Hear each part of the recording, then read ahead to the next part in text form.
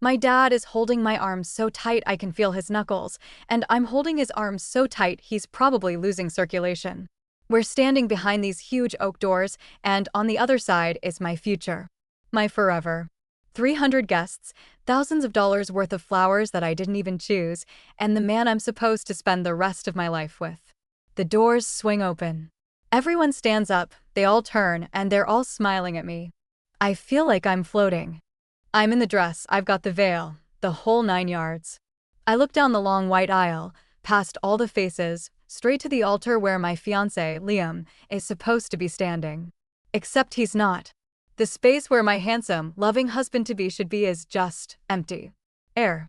Next to that empty space is his best man, looking pale and confused. And next to him is my maid of honor, her eyes wide with panic. And in the front row, right where she's supposed to be, is his sister, Clara. She has this weird, almost satisfied smirk on her face. And in that one single, horrifying second, my brain connects 1,000 different dots, and I know. I just know. He's gone. And it's because of her. But to understand how I ended up standing alone at the altar with an open bar and a 5-tier cake nobody was going to eat, we need to rewind. Because this wasn't a sudden disaster. This was a death by 1,000 cuts. And every single cut was made by his sister. I met Liam 3 years ago. He was perfect. I mean, storybook perfect. He was a successful architect, funny, kind, and he remembered little things, like the fact that I hate pickles but love pickle juice. We just clicked. There was only one little quirk, one tiny detail that I didn't think much of at first: his sister, Clara. They were close. Like, really close. Which is fine. I love my brother, I get it. But this was different. In the beginning, it was small things. He'd be in the middle of a sentence with me, his phone would buzz, and he'd say, "Oh, hang on, it's Clara," and then proceed to have a full 20-minute conversation with her while I just sat there. He'd cancel our Friday date nights sometimes because Clara had a bad week and needs a movie night. I'd bring it up gently, and he'd look at me with these wounded puppy dog eyes and say, "Babe, she's my sister. She's just a little sensitive. It's always just been us two against the world." I bought it. I really did. I thought it was sweet. I tried to befriend Clara, I really put in the effort. I invited her out for coffee, for shopping trips. She'd always be polite, but in a very cold, distant way. She'd smile, but it never reached her eyes. And she had this unnerving habit of talking about Liam like he was her property. She'd say things like, "Oh, we just love that restaurant," or "We have the best memories there." Always we. It was like I was just a temporary guest in their little two-person world. The proposal was a total surprise. It was magical. He took me to a botanical garden at sunset, got down on one knee, the whole thing. I was crying, I was ecstatic. And the very first thing he said after I said yes was, "I can't wait to tell Clara. She is going to be so thrilled to help us plan everything." That right there should have been my cue to run for the hills. But I was blinded by the ridiculously sparkly ring on my finger. The planning started, and so did the nightmare. The very first decision we had to make was the venue. I had my heart set on this gorgeous, rustic barn in the countryside. It was romantic and cozy and totally us.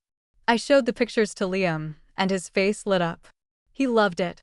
The next day, he tells me, "So, I showed the barn to Clara, and she thinks it's a little tacky. She said we're not barn people. She found this amazing ballroom at the Grand Heritage Hotel. We should check it out." To keep the peace, we checked it out. It was a stuffy, soulless hotel ballroom. Gold-plated everything, giant crystal chandeliers, zero personality. It was Clara's dream wedding, not mine. I tried to explain this to Liam. He just sighed and said, "Look, the hotel has a wedding package that includes everything." Clara pointed out it's actually much more practical. "She's just trying to help, honey. Don't make this a thing." So I caved. I didn't want to be the difficult fiancé.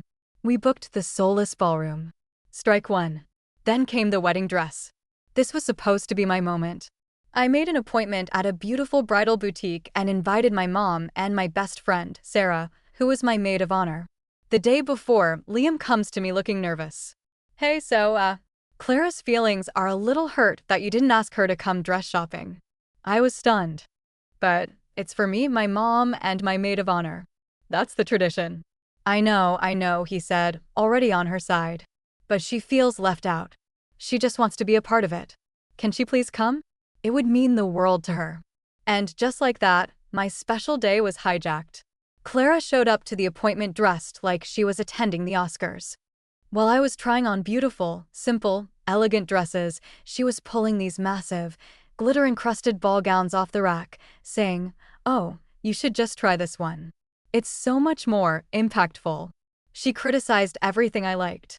"The lace on that is a bit old-fashioned, don't you think? That neckline doesn't do anything for you." Then I found it.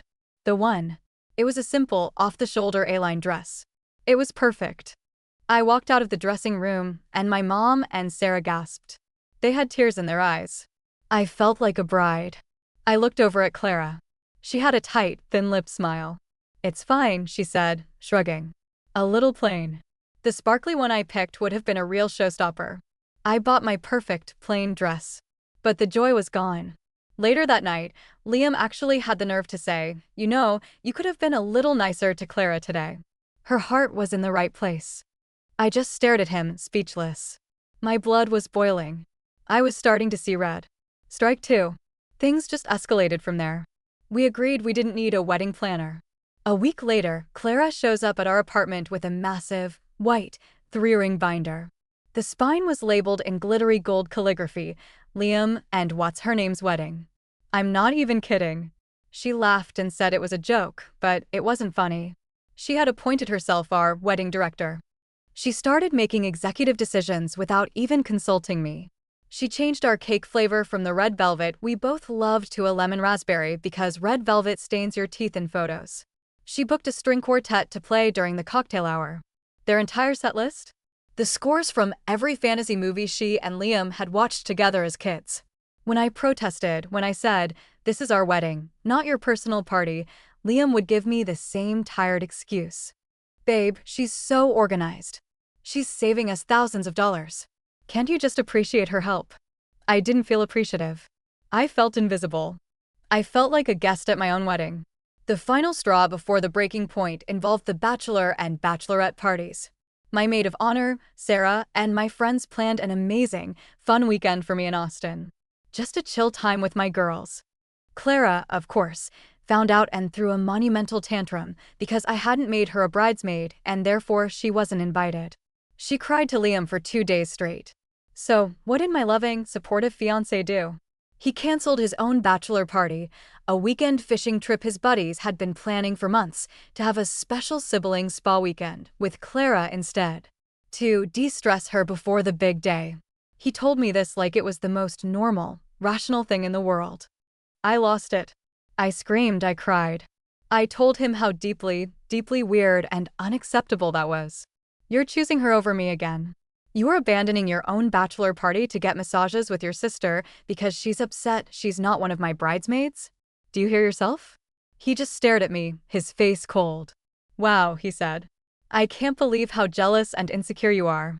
She's my sister. I'm sorry you can't understand what a healthy family relationship looks like." That's when the cold, hollow feeling started in my chest. It wasn't just anger anymore. It was dread. This was my life. This was going to be my future. I should have called it off then. I know that. But I had 300 guests flying in. My parents had spent a fortune. And a stupid, hopeful part of me thought, once we're married, it will be different. Once we are husband and wife, I will be his priority. I was so wrong. The week of the wedding arrived. I was an empty shell, just going through the motions while Clara barked orders at vendors. 2 days before the wedding, I had to run back to our apartment to pick up some documents for our marriage license. Liam was out with his family. I walked in, and on the kitchen counter was a sleek, white travel folder. My heart did a little flutter. Maybe he had surprised me. A honeymoon surprise to make up for everything. I opened it. Inside were 2 plane tickets to the Maldives, first class. A booking confirmation for a 2-week stay in a private, overwater, couples-only honeymoon bungalow. The departure date was the day after our wedding. My hands started to shake. I looked at the names on the tickets. Liam, last name. And Clara, last name. I think I stopped breathing. It couldn't be real. I frantically looked through the folder. I found printed out emails. They were between Liam and Clara, going back months. She had been planning this all along. The emails were sickening. Clara wrote things like, "She's just not right for you, Liam. She's so high-strung. You deserve a real break after all this wedding stress, with someone who truly understands you and can help you relax." And Liam's replies, they broke me. He agreed with her. He wrote, "You're right. I feel like I can't breathe around her lately. It'll be so good to get away, just us. Like the old days." He was going to marry me, and then the next day, leave for a 2-week romantic honeymoon with his sister. His plan, as outlined in the emails, was to tell me after the ceremony that he needed a sibling trip to process the big life change and that we could take our honeymoon later in the year. I sat on the floor of our apartment, surrounded by our wedding gifts, and I didn't cry. I just felt this strange, terrifying calm wash over me. The fog I had been living in for a year finally lifted. I wasn't hurt. I was done. But I wasn't going to call it off. Oh no. He wasn't getting off that easy. He wanted to humiliate me. I was going to burn his entire world to the ground. I put the travel folder back exactly where I found it. I went about the next 2 days with a serene, almost detached smile on my face. Everyone kept telling me, "You're the calmest bride I've ever seen." If they only knew. The morning of the wedding, Liam texted me, "Can't wait to see you, my beautiful bride. Today is forever." I texted back, "You have no idea." Red heart, he must have left for the church early with Clara. Probably to avoid me. And that brings us back to the beginning. Me, standing at the altar, looking at the empty space where my life was supposed to start.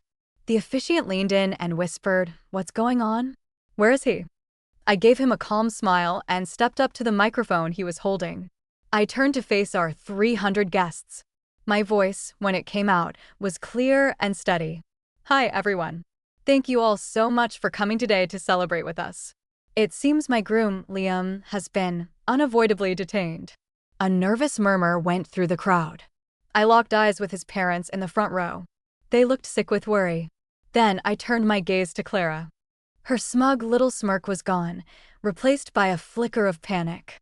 Actually, I continued, my voice getting a little louder. "I think I might know what the problem is. Liam is a very busy man. He had to get a head start on packing for his honeymoon." The room went dead silent. You could hear a pin drop. "You see, he's leaving for a 2-week, all-inclusive trip to a romantic couples resort in the Maldives tomorrow morning. And I just wanted to wish him and his travel companion a wonderful, wonderful time." I paused, letting the words hang in the air. Then I looked directly at Clara, a bright, fake smile plastered on my face. "Isn't that right, Clara? I hope you two have the most amazing honeymoon. You certainly planned it well." Her face went from ghost white to blotchy red in a nanosecond. Her jaw was on the floor. Liam's mother let out a sound that was half gasp, half sob. But I wasn't done. I pulled a folded piece of paper out of the bodice of my dress. I even have some of their planning emails right here. Would you like to hear the part where Liam agrees with Clara that I'm too high-strung and that he needs a vacation with someone who truly gets him? Chaos. Absolute chaos erupted. His family was staring at Clara like they'd never seen her before. My family was staring at them like they were about to commit a homicide. I held up my hand for silence. "But you know what?" I said, my voice ringing through the ballroom. "I'm not going to let this ruin my day. I have my dress on, I have all my favorite people in the world in this room, the bar is paid for in full, and the band is ready to go. So, this is no longer a wedding reception." I unhooked my veil and tossed it to my maid of honor. "This is my Independence Day party. The DJ has a new playlist. The first drink is on me. Let's celebrate." For a second, nobody moved. Then, my maid of honor, Sarah, let out a whoop and started clapping. My friends and family jumped to their feet, cheering and screaming. The legendary DJ we'd hired, bless his heart, immediately understood the assignment and blasted "Good as Hell" by Lizzo so loud the chandeliers shook. My dad hugged me and whispered, "I've never been prouder of you." The aftermath was exactly as satisfying as you'd imagine. Liam and Clara, in the most delusional move of all time, actually went on the trip because the tickets were non-refundable. I had my phone off for 2 weeks, but I heard from friends that he tried to call and text me thousands of times with pathetic excuses. His parents, to their credit, were utterly horrified. They sent me a check for the entire cost of the wedding, every single penny, with a 2-page, handwritten letter of apology. I took that money, and I also took Liam to court for my half of the non-refundable deposits and emotional distress. He never showed up to contest it, so I won by default. When he and Clara finally came back from their incestuous honeymoon, their lives had imploded. His friends had dropped him, his reputation at his firm was in tatters, and his parents apparently made him move out and get intensive therapy. Clara became a complete social outcast. No one would talk to her. Last I heard, she moved to another state. And me? Well, I threw one hell of an Independence Day party.